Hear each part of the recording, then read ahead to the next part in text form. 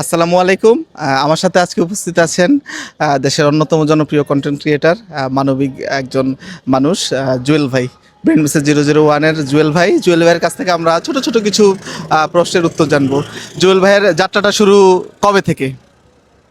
যাত্রা শুরু 2021-এর শেষের দিকে, 22-এর প্রথমে। পুরাতন ভিডিওগুলো নিজেরটা নিজে দেখেন, কেমন লাগে? ভালো লাগে আমার কাছে।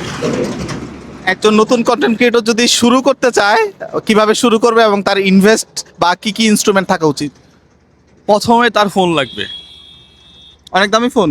অনেক দামি না, রেজুলেশন ভালো লাগবে এবং 60 FPS যেন সে ভিডিও করতে পারে, মুভটা যেন ভালো হয়। পাশাপাশি তার মাইক্রোফোনটা, আপনি তো দেখলাম যে ডিজে একটা মাইক্রোফোন অনেক সস্তায় এটা মানুষকে দিলেন। আমার একটা কোম্পানি আছে চায়না টেডেক্স অ্যান্ড ট্যুর। আমরা ডিসেম্বরের 19 তারিখে আবার যাচ্ছি। আমার যা প্রোডাক্ট ছিল সব সেল হয়ে গেছে। আচ্ছা আচ্ছা। এই ট্যুরের মাধ্যমে আমরা ট্যুরিস্ট পাঠাই, পাশাপাশি সে চায়নাতে গিয়ে বিভিন্ন ধরনের ব্যবসায়িক সোর্সও আনতে পারবে। আর এই চায়না থেকে মূলত আনা এগুলা। আমি ব্যবসায়িক উদ্দেশ্য না, আসলে একজন একজন মানুষ কন্টেন্ট ক্রিয়েশন শুরু করছে, তার সাউন্ড আসে না তার মোবাইল ভিটিভির মতো, তাহলে তো হবে না আসলে। না, বর্তমান বাজারের সাথে তো টিকেও থাকতে হবে। হ্যাঁ। তো চায়না যাওয়ার প্ল্যানিংটা এই কারণে, আর পাশাপাশি বিভিন্ন ব্যবসাও নিজেকে জড়াচ্ছেন, মানে এটার কোন জায়গা থেকে এই চিন্তাটা আসতেছে? আমার কাছে মনে হয় যে মানবিক কাজ করার আগে নিজের জায়গাটা একটু শক্ত করে রাখা ভালো। আর আমার যদি নিজের জায়গায় ঠিক না থাকে, তাহলে আমি মানুষের জন্য উপকার করব কিভাবে? সমাজে অনেক ছেলেবেলে, বিশেষ করে ইয়াং জেনারেশন, তাদেরকে দেখি যে পড়াশোনায় ক্ষতি করে তারা কন্টেন্ট ক্রিয়েশন বা টাকা ইনকামটাকে প্রায়োরিটি দেয়। তাদের জন্য আপনার বক্তব্য?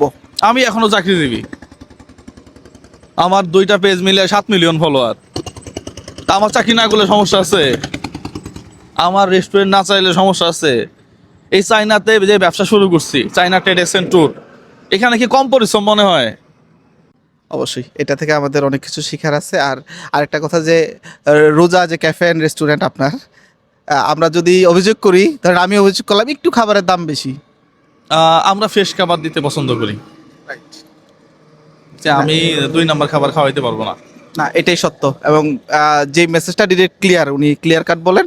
আপনারা খেয়ে দেখবেন এবং রোজা ক্যাফে রেস্টুরেন্টে যেয়ে দেখবেন, বাজারের জিনিস এবং তার দোকানের যে পণ্য, দুটার মধ্যে আপনারা নিজেরা এটাকে পার্থক্য করতে পারবেন।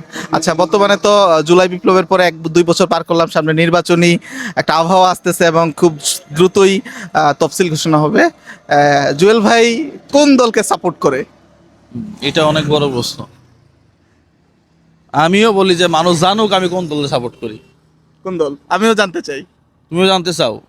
ঠিক আছে, তাহলে আমি বলে ফেলি আজকে নাকি আমি কোন দলে সাপোর্ট করি। একটা কথা একবারে স্পষ্ট ক্লিয়ার, আমি পাসপোর্ট অফিসে যাব 1 টাকা দিব না, আমি ভূমি অফিসে যাব 1 টাকা দিব না, আমি রাস্তায় ফুটপাতে ছোট্ট একটা লেবুর কি বলে বাসন নিয়ে লেবু বিক্রি করব, আমি কাউকে দিন শেষে 10 টাকা চাঁদা দিব না। আমি আমার ব্যাংকে টাকা রাখবো, আমি 50 বছর পরে ব্যাংক থেকে আমার যা টাকা তা আমি আবার তুলে নিব। আমি কখনো চিন্তা করবো না যে আমার টাকাটা আছে কি নাই। আমি সরকারকে ট্যাক্স দিব, ভ্যাট দিব, সেই টাকা দিয়ে রাস্তা হবে, 2 বছর পরে সে রাস্তা উঠে যাবে না।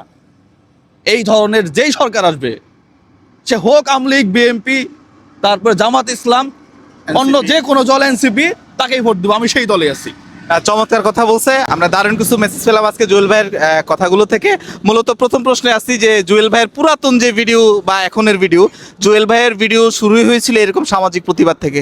আমি প্রথম থেকেই তার ভিডিওগুলো দেখি এবং সে সমাজের ছোট ছোট সমস্যাগুলোকে সে ফুটিয়ে তুলতো এবং সেই ভিডিওগুলো অনেক হাইলি আলোচিত হতো। এবং আমি এতটুকু জানি যে একদিন সে রাস্তার উপরে গর্ত নিয়ে ভিডিও করেছিল, পরের দিন সিটি কর্পোরেশন এসে সেই গর্তটা ঠিক করে দেওয়ার উদ্যোগ নেয়।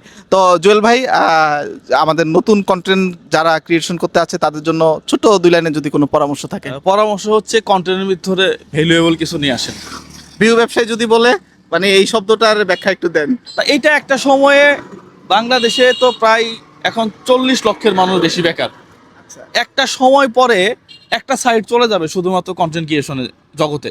এটাকে খারাপভাবে দেখার কিছু নাই, তো পৃথিবীর বিভিন্ন দেশে আছে। ধন্যবাদ, অসংখ্য ধন্যবাদ। আর টসলাই সম্পর্কে যদি 2টা লাইন বলেন? অবশ্যই সে আমার একবারে স্কুল ফ্রেন্ড এবং ছোটবেলার বন্ধু। তার সাথে থাকবেন, এই ধরনের শিক্ষিত মানুষগুলা যাদের এডুকেশনাল ব্যাকগ্রাউন্ড আছে, এই ধরনের মানুষগুলা কন্টেন্ট ক্রিয়েশনে আসলে কন্টেন্ট ক্রিয়েশন জগৎটা সুন্দর হবে। থ্যাংক ইউ সো মাচ, অবশ্যই সাপোর্ট করবেন। ধন্যবাদ।